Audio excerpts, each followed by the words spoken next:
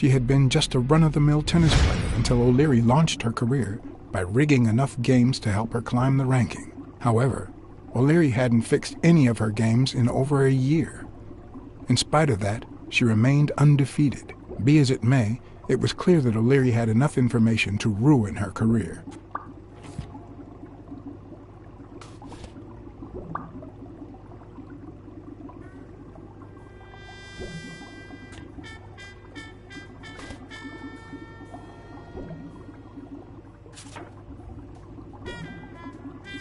Strange as it may seem, the reports revealed that O'Leary had hired Jake as a bodyguard precisely because he was absolutely clean. Apparently, he liked to surround himself with honest people when he mingled with the high society.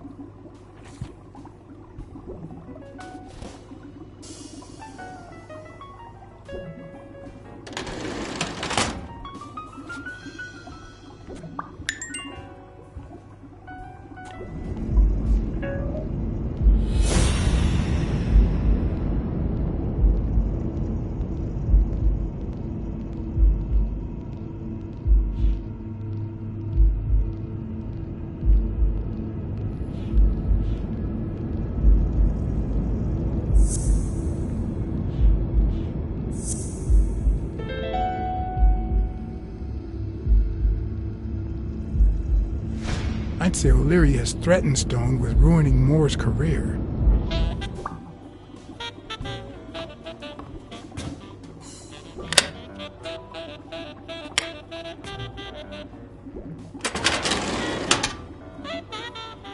Luckily or not, files N through R included no one that I could somehow connect to the case.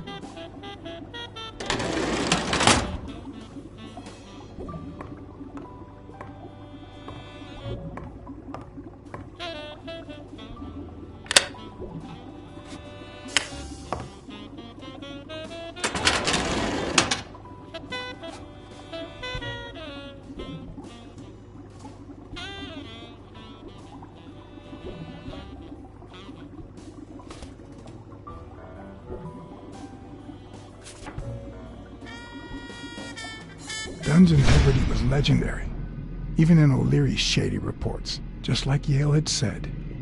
Dunn had kicked one of O'Leary's men out of the gym when he found him snooping around.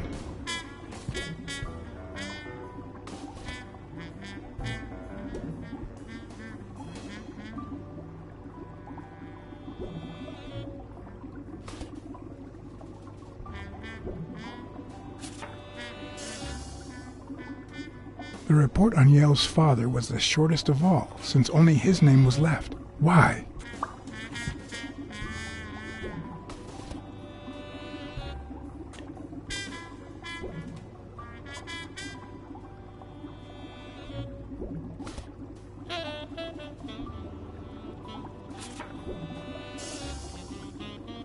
Cassidy's report was possibly the longest among all of O'Leary's files. Apparently, their rivalry went way back, so much so that they spied on each other in the most unthinkable ways. At least I was able to confirm what Yale had told me. Cassidy had threatened Dunn after he refused to join the managers' union.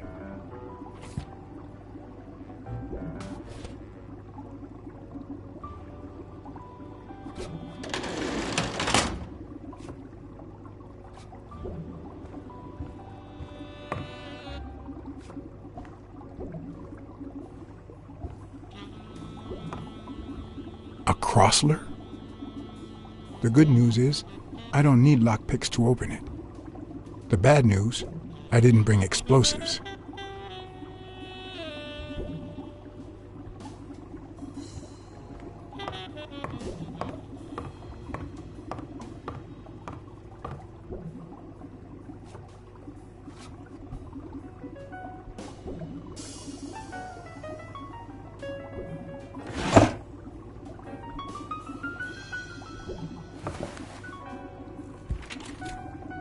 Limited edition copy 2 of 3.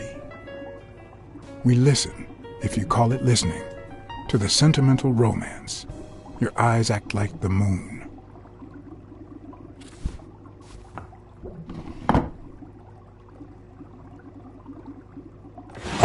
If they're not together anymore, Why does O'Leary keep so many pictures of romantic moments with Helen Moore?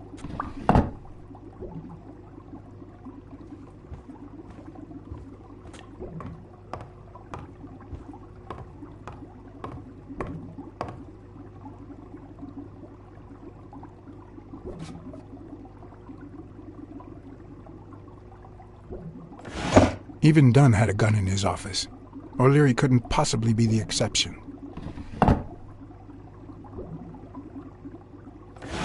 Dunn had $200 in his safe. O'Leary had about $20,000 in a drawer.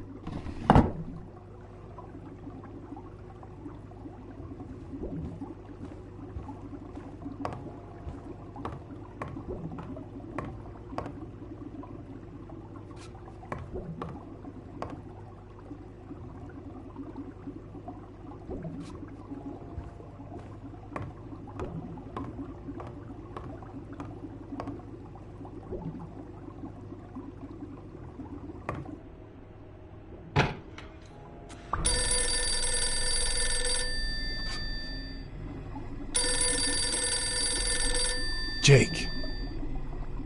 Someone was coming. Are we or are we not exemplary workers, Jimmy? Here it is, middle of the night.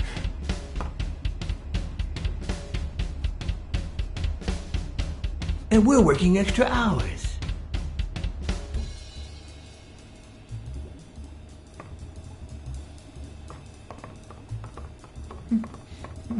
Hey, Jimmy, what do you think about that? I think he's scared stiff, Desmond. Why's that, Jimmy? We're giving you the red carpet treatment. We even let you in the boss's office. You're one lucky fellow. You can't say I don't treat you well, Jimmy.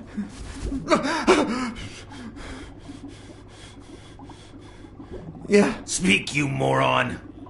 Yeah, very well. Why are you... Shh. Calm down.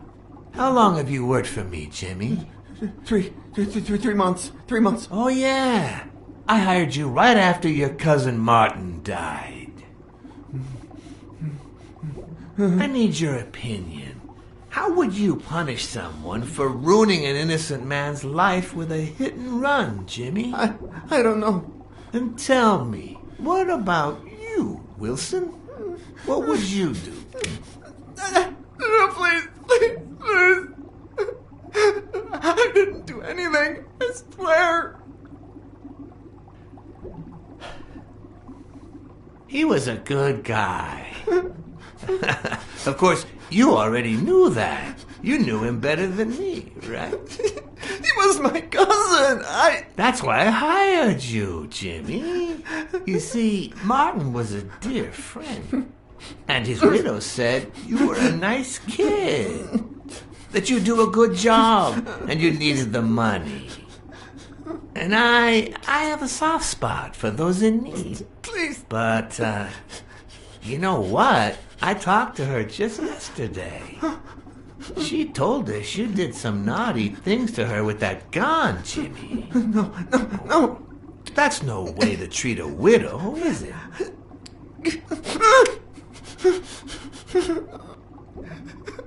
She's lying. Why would I do that? What about the kid? Are you so sure you know how long a kid can hold his breath? With his little head inside a toilet bowl? Son of a bitch. I didn't want to. It was his idea.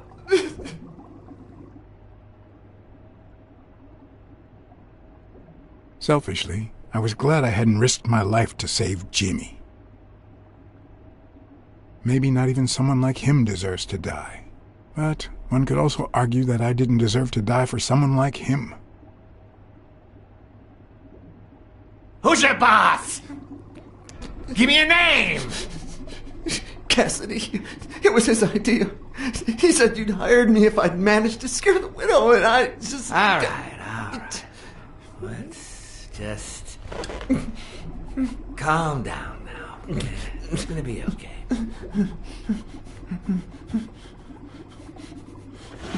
There are two sacred principles that rule my life. The first principle is the love for my family. I'd do anything to protect them. The second principle, I never put my future in the hands of fate. I always play it nice and safe. And I would even add a third principle, or better yet, a rule. If anything threatens either of these two crucial principles, I take matters into my own hands. You see where this is going? For the first time, I got someone killed, even though all I really did was rat him out. No, I just... Stop interrupting me, Jimmy! It's not polite! You're all the same. So rude. You know what? Let's leave it at that. You're going to give a message to that disgusting walrus Cassidy, aren't you? Yeah, sure. Whatever you say. Sure. Good boy.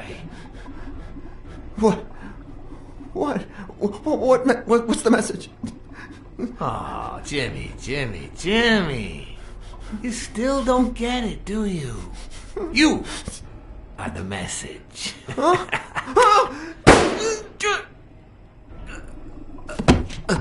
Come on. Wrap him up. Make sure Cassidy gets the message for breakfast, will you? I hope he chugs on it. Got it.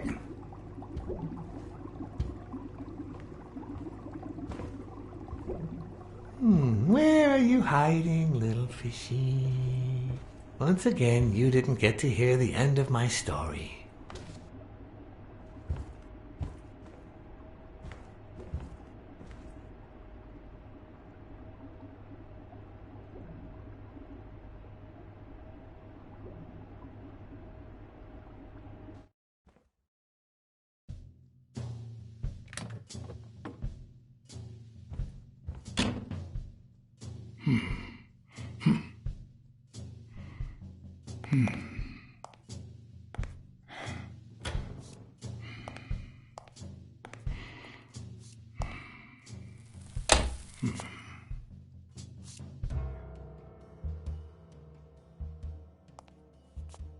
What?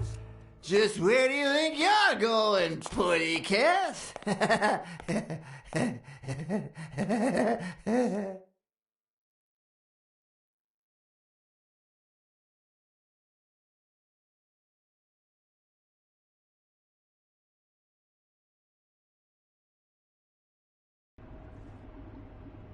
Two sacred principles rule my life. The first is the love I feel for my family.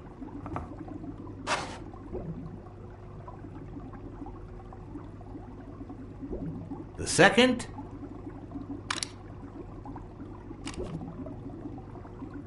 never leave destiny in the hands of fate. I always play it nice and safe. And I'd even add a third principle, or better yet, a rule. If anything threatens either of these two principles, I take matters into my own hands. The first time that someone died because of me, even though all I did was rat him out, well, that guy ended up in the Hudson River, right off Pier 27. He's got to be even wetter than that fish by now. You should have seen his face. It's interesting what comes to mind when you think you're about to die. Suddenly all I could think about was how much I wanted a pet fish. You too, Bruce? Anyway, I was 14 years old, and I still dream about it. But it's real and it's something. By then, I was adamant about buying a fish. But first... That was that. Never again. Nowadays, whether it's me who pulls the trigger or not, I have zero regrets. What's more, I sort of enjoy it.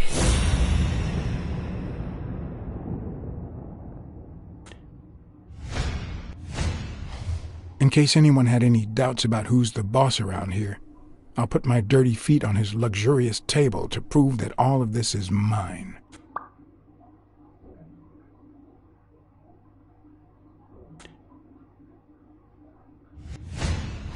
The guy never hesitates to pull the trigger. Even if I hadn't seen what he did to Jimmy, I'd know he's not bluffing.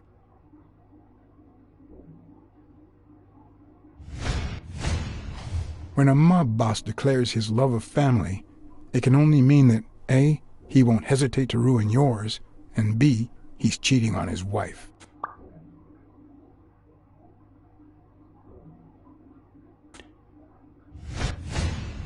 His pupils are dilated, and there's a slight grin on his face. The bastard is enjoying himself. I knew I had it in me to get out of that place alive.